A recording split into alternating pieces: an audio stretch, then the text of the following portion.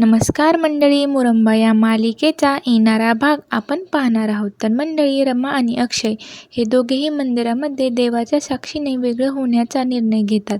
तर अक्षय हा मंगळसूत्राला देवाच्या पायापाशी ठेवतो, पण दोघांच्या मनातही दुःखाचा डोंगर कोसळलेला असतो.